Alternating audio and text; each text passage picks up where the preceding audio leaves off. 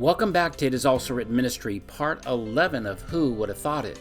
You recall in Isaiah chapter 9, we had talked about that the word wonderful describing Jesus, one of his names, in the Hebrew, it actually means wonder or numberer. And we've noticed that God works all things after the foreknowledge of his will, including the different types and symbols in the Bible, including the numbers. Our world stands at this present time in the same place as the one before the flood.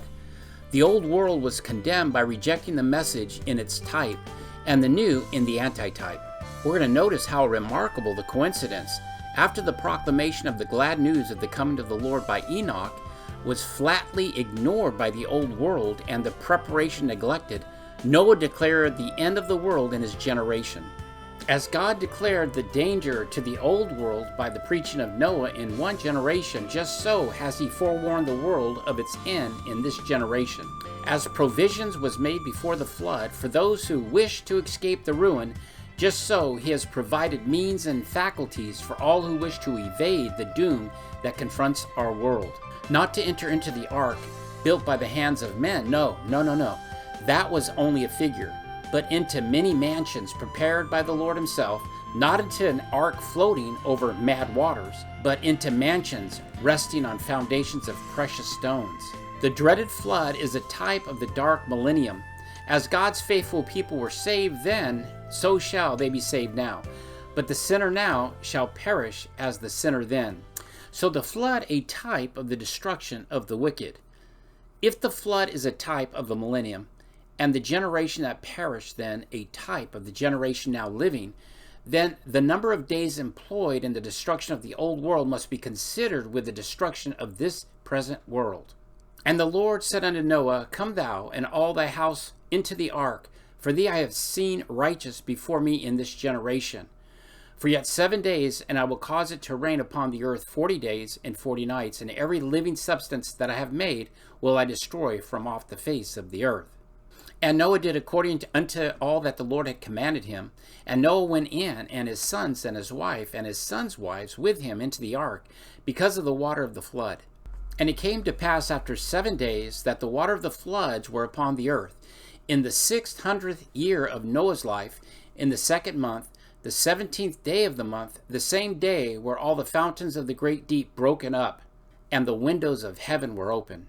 And the rain was upon the earth 40 days and 40 nights, and the flood was 40 days upon the earth. And the waters increased and bare up the ark, and it was lifted up above the earth. And the waters prevailed upon the earth 150 days. And the waters returned from off the earth continually, and after the end of the 150 days the water were abated. And the waters increased continually until the 10th month.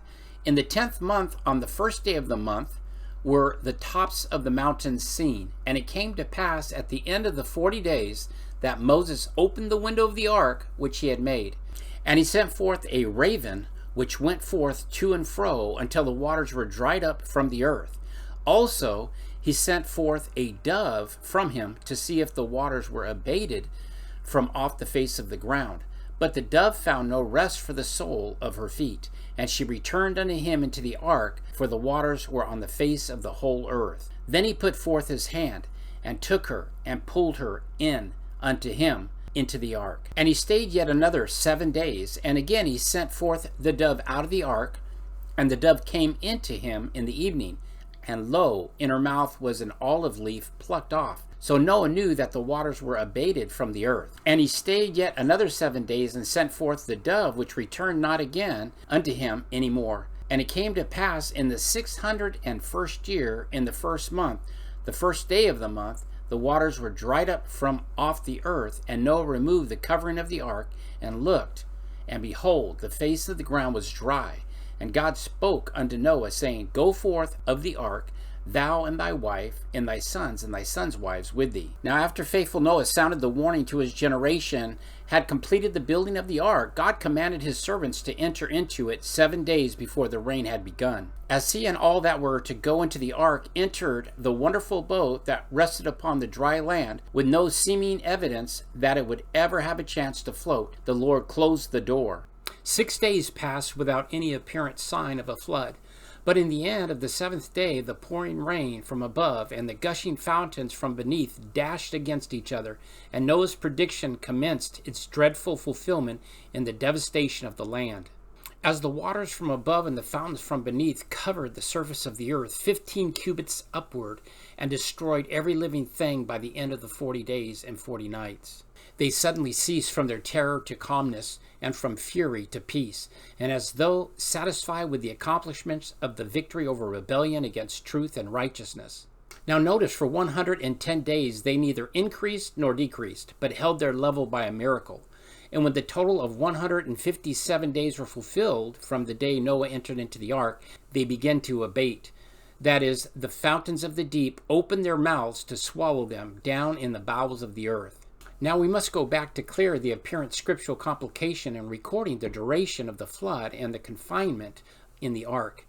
In the 600th year of Noah's life, in the second month, the 17th day of the month, the same day were all the fountains of the great deep broken up, and the windows of heaven were open.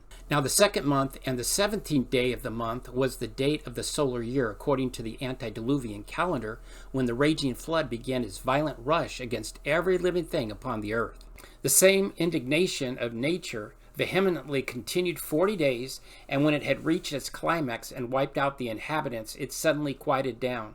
Now adding 40 days to the foregoing date would show that the rain ceased on the 27th day of the third month, and the ark rested quieted, in other words, in the 7th month, and on the 7th day of the month upon the mountain of Ararat. Therefore, from the day the rain started to the day the ark rested, not on the ground, but from drifting, was exactly 5 months. The same is recorded in Genesis 8:3. And the waters return from off the earth continually, and after the earth of the 150 days the waters were abated. So this fact proves that the antediluvian month calendar consisted of 30 days to a month. In other words, 5 times 30 is 150. And the waters decreased continually until the 10th month, and in the 10th month, on the first day of the month, were the tops of the mountains seen.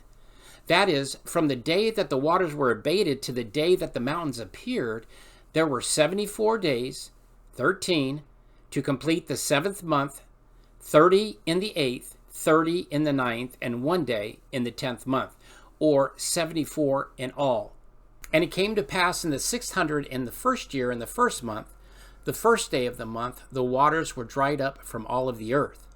That is, from the day of the mountaintops had appeared to the day the water returned to their proper place, there were 90 days, 29 to complete the 10th month, 30 in the 11th, 30 in the 12th, and 1 day from the first month of the commencement of the new year, making a total of 90 days. The following record will give us the number of days to dry the earth's surface and solidify from the effects of the waters. And in the second month, on the 7th and the 20th day of the month, was the earth dried. Therefore, the earth had dried in the space of 56 days from the day the waters were taken away. That is 29 days to complete the first month, 27 from the second month, making a total of 56 days. The following is a summary of a grand total of days. You have 40 while raining, 110 to the time they begin to subside, 164 days for the water to recede in the bowels of the earth, and 56 for the earth to dry, making a total of 370 days, and 7 before the flood had started, reaching a grand total of 377 days, 12 months and 17 days in all, 30 days to a month. Certainly no one would suppose that this arrangement of the flood with fixed numbers of days to each act was thoughtlessly devised by a just and all-wise God. Why should Noah and his family, with all the living creatures that went into the ark, be shut in 7 days before the rain began? It would have been unwise and cruel on the part of God, also costly to Noah and burdensome to all the animals in the ark in proclaiming their captivity if it had no object lesson for future generations. So why consume 40 days to flood the earth while he could have done it in much less time? Why lengthen the captivity of his creatures in the ark by restraining the liberty of the waters in their own downward course and compel them to keep their elevation 15 cubits upward for 110 days? Why not more or less? Why should he cause the water to rise upward in 40 days and consume 164 over 4 times as long in going down? Is it not contrary to nature? The earth had been underwater for over 10 months, and as the rushing torrents from underneath had violently inverted the forms of the earth on their upward course, it had become one slimy mass of mud, as you could imagine. But after the waters had descended into the lower lands and in the bowels of the earth, he caused the earth to dry in but 56 days. So everything that God did in connection with the flood was contrary to nature and to human judgment or reason. Unquestionably, it was thus devised for an object lesson for those upon whom the end of the world is come. The following will not only prove that what has been said is correct, but it will also show that the closing of the door of the ark 7 days before the destruction by the flood had begun is a type representing the time from the close of probation to the commencement of the plagues. It will further prove that the reign of the 40 days and 40 nights is a type of the destruction of the wicked in the plagues. The 110 days after the rain had stopped and before the water was abated, it is a time type of the wicked, both during the millennium and for 100 years after. Also, that the clearing of the earth from the waters is a type of the destruction of the wicked by fire, that it is the second death, after the millennium. And the 56th day in which the earth was dried is a type of the cooling of the earth after its purification from sin and sinners. Okay, so as the above stated types are symbols of 6 different periodic events dealing with days, months, and years, depending on the incident, their true meaning cannot be deciphered by a comparison. Neither would such methods prove anything in such case, nor yet show omnipotence in devising the type. Therefore, their true meaning is to be found by multiplication with Bible numbers of special meaning to fit the incident and broaden the view. Also, the lesson derived by such methods must prove correct and in perfect harmony from every angle one may figure. Thus, one thing proves another. Therefore, we shall first consider the 7 days from the time Noah entered the ark to the commencement of the flood, of which we stated to be a type of the time between the close of probation and the commencement of the plagues. The method to be used in disclosing the length of time in the said period is also to indicate that human probation and the completeness of the gospel proclamation has closed. The only fitting biblical number that can be used to describe such incidents, as well as to reveal the number of the days from one event to the other, would be number 7. We must multiply the type with the biblical number of completeness. Thus, 7 times 7 equals 49 days from the close of probation to the commencement of the plagues. Therefore, the falling of the plagues should be a signal to the wicked that they are lost. Oh, how great the disappointment to them, who, like the antediluvians, hope to be saved, but find themselves lost. A computation of like matter was employed to define the year of Jubilee, said the Lord, and thou shalt number 7 Sabbaths of years unto thee, 7 times 7 years, and the space of the 7 Sabbaths of years shall be unto thee 49 years. The 50th year while the land rested, being also a type of the millennium, showing that the land shall keep a Sabbath rest. A like computation is used. Therefore, at the beginning of the 1,000 years is the commencement of the Jubilee in its antitype. And as the land was returned to the lawful owners in the typical year of Jubilee, just so it will be in the antitypical return, that is, to the saints. What a glorious day. I read in your hearing, Thy people also shall be all righteous. They shall inherit the land forever, the branch of my planting, the work of my hands, that I may be glorified. The next number and event to deal with is the typical 40 days and the 40 nights while it rained.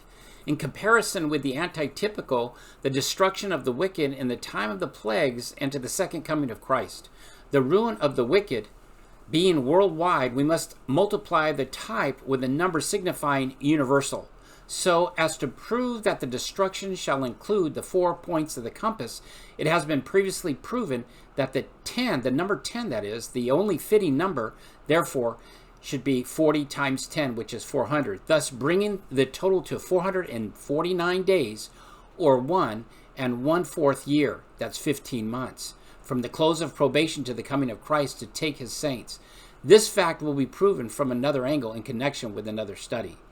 Since the 2 sections of the flood, that 7 times 7 is 49, and 10 times 40 is 400 days, brings us to the end of the world, then the 3rd section, the 110 days, while the water kept their elevation 15 cubits upward, or from the time that the rain ceased to when the waters abated, must be applied to the millennium. It also being universal, we are again obligated to multiply number 10 with the type. 110 times 10 equals 1,100. The millennium being 1,000 years long and 100 years on the other side of it after the resurrection of the wicked to their final destruction, make it a total of 1,100 years. This proves that the 1,100 days derived by our multiplication are prophetic, a day for a year. Thus the remaining typical days of the deluge, while the waters were on the decrease and the earth was clearing herself from the flood, must apply to the final destruction of the wicked and of the purification of the earth by fire. Therefore, the typical number of days are literally applicable as the flood was and as follows. From the day the water were abated to when the tops of the mountains appeared, there were 74 days and 90 more until they all cleared away, making a total of 164, in which time the wicked and their works are burned to ashes. The remaining 56 days while the earth was drying apply to the time the earth is cooling off and Noah went out of the ark. Just so the saints shall walk out of the holy city and possess the earth forever and ever. And the kingdom and the dominion and the greatness of the kingdom under the whole heaven shall be given to the people of the saints, the Most High, whose kingdom is an everlasting kingdom, and all dominions shall serve and obey him. Hitherto is the end of the matter. It is certain that nothing could fit so perfectly by accident, but think of such marvelous foresight in devising a wonder of this kind which could reveal by a living picture the future for thousands of years.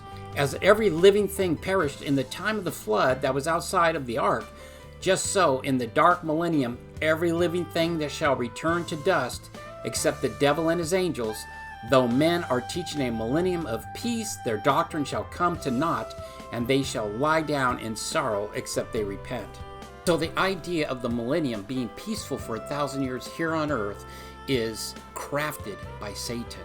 For we know that the millennium in the Bible is identifying the period of time where the earth sleeps for 1,000 years and Satan is held captive in bondage on the earth with nobody to tempt, thus being chained by circumstances.